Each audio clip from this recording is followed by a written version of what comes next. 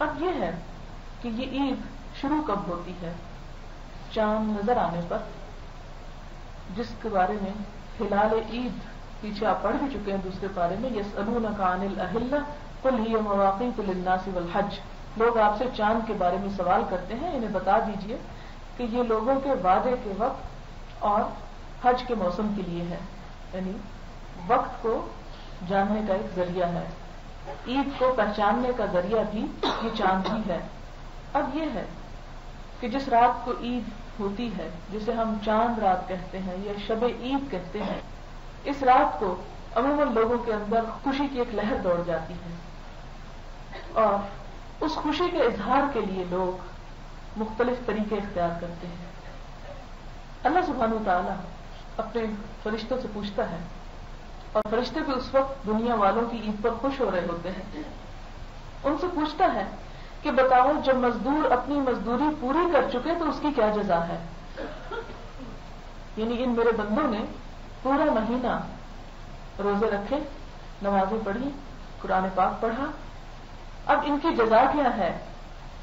وہ عرض کرتے ہیں کہ اس کی پوری پوری اجرت ملنی چاہیے، اس کا بدلہ ملنا چاہیے. اللہ تعالیٰ فرماتا ہے کہ اے فرشتوں، تم گواہ رہو، میں نے محمد صلی اللہ علیہ وسلم کی امت کے روزہ داروں کو بخش دیا اور ان کے لیے جنت کو واجب کر دیا. اب اس رات میں کرنا کیا چاہیے؟ کیا بازاروں میں نکل جائیں، مردوں کے ہاتھ میں ہاتھ دے کے چوڑیاں پہننا شروع کر دیں، مہندی کے ٹھپے لگوانے لگے، خوب بن سنور کے وہ ایک ظاہری سا دوپٹہ جو ہمارے سروں پہ رمضان کی کسی برکت کی وجہ سے آ گیا، کیا اس خول کو اتار پھینکیں؟ اب کیا ہوگا؟ اس رات میں کیا کرنا چاہیے؟ اور ہمارے ہاں جو زور پکڑتا جا رہا ہے وہ یہ کہ ہر سال زیادہ سے زیادہ لوگ اس رات کو وہ اصل کام کرنے کی بجائے ان خرافات میں مشغول ہو جاتے ہیں جن سے روکا گیا، اور جن سے روکنے کے لیے رمضان آیا.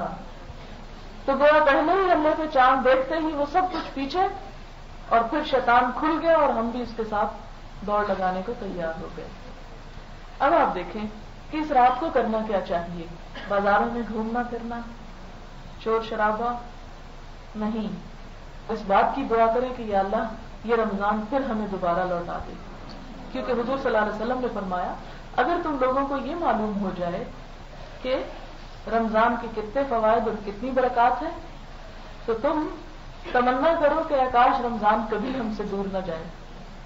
اسی لیے اہل ایمان عید کا چاند نظر آنے پر جہاں خوش ہوتے ہیں وہاں ان کی آنکھوں سے آنسو بھی چھلک جاتے ہیں، کیونکہ وہ اس عظیم مہینے کے رخصت ہونے پر اداس بھی ہو جاتے ہیں. عید کی صبح ہو گئی، رات گزر گئی، صبح ہو گئی، اب کیا کرنا ہے؟ ہر طرف چہل پہل ہے. آج کے دن اللہ تعالیٰ بے شمار فرشتوں کو روزہ داروں کے استقبال کے لیے رضاکارانہ حیثیت سے ہر گلی کوچے اور راستوں میں کھڑا کر دیتا ہے. ہر طرف فرشتے پھیل جاتے ہیں عید کی صبح کو، اور آپ دیکھتے ہوں گے کہ عید کی صبح کا سورج ایک خاص قسم کی تسکین اور ایک خاص قسم کے روشنی کے ساتھ نظر آتا ہے. عید کی صبح کو اللہ تعالیٰ بہت سارے فرشتوں کو شہروں میں بھیجتا ہے. وہ گلی کوچوں اور راستوں میں کھڑے ہو کر پکارتے ہیں، جن کی پکار کو انسان اور جنات کے علاوہ سب سنتے ہیں.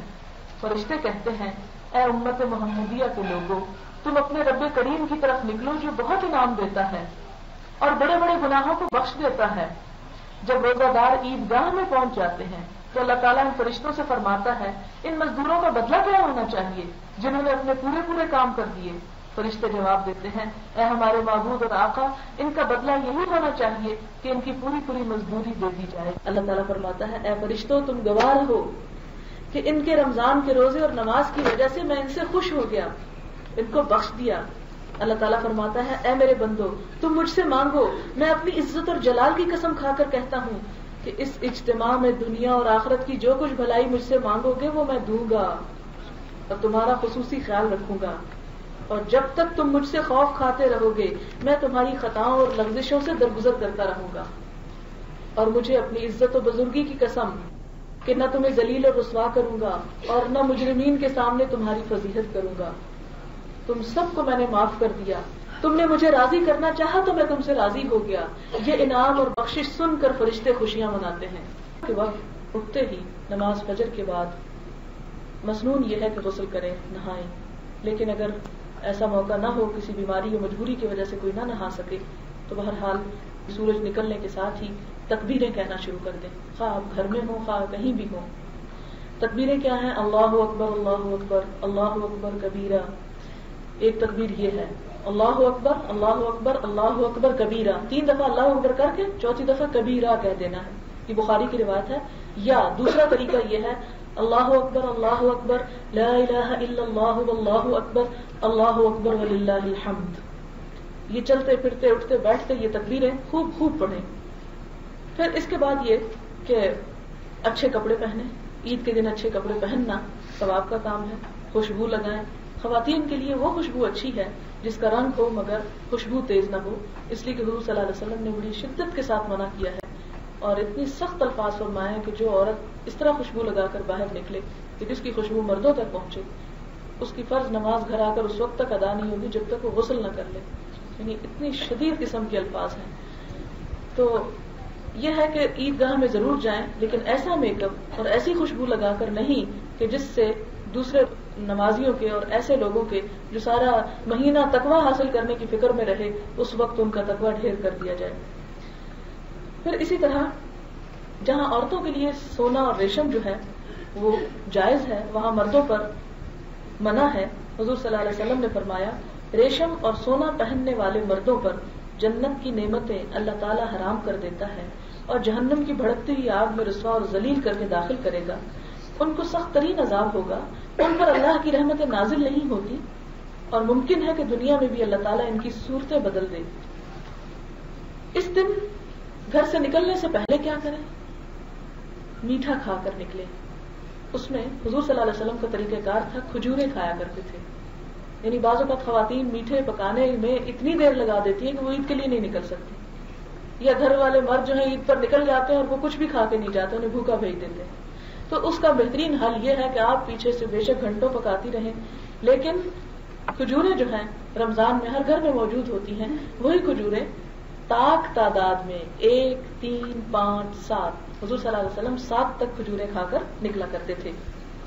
پھر اسی طرح کہ عیدگاہ کو پیدل جانا زیادہ بہتر ہے، لیکن اگر قریب نہ ہو تو سواری پر جانا بھی منع نہیں ہے. صرف مرد نہیں بلکہ عورتیں بھی عید پڑھنے کے لیے نکلیں.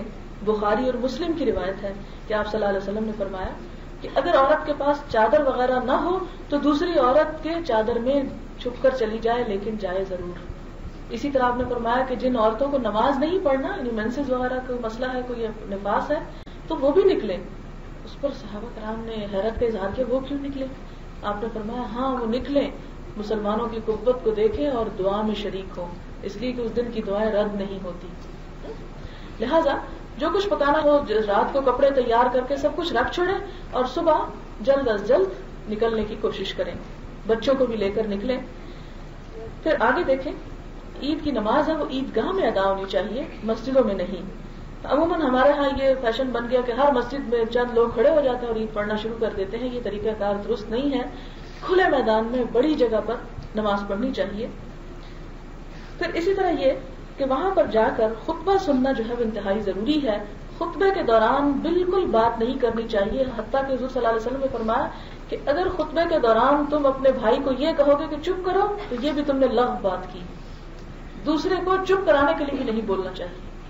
اور ہمارے ہاں لوگ عید ملنا شروع ہو جاتے ہیں، مبارکیں دینے شروع ہو جاتے ہیں، آنکھیں بچاتے سر جھکاتے بندہ کسی گوشے میں گھس ہی جائے تو بھی بڑی مشکل ہو جاتی ہے کہ کس طرح اپنے اس دھرم کو ایمان کو قائم رکھے یہاں کہ ہر طرف جہالت کا دور دورہ، لوگوں کو پتہ ہی نہیں کہ اس وقت کرنا کیا ہے.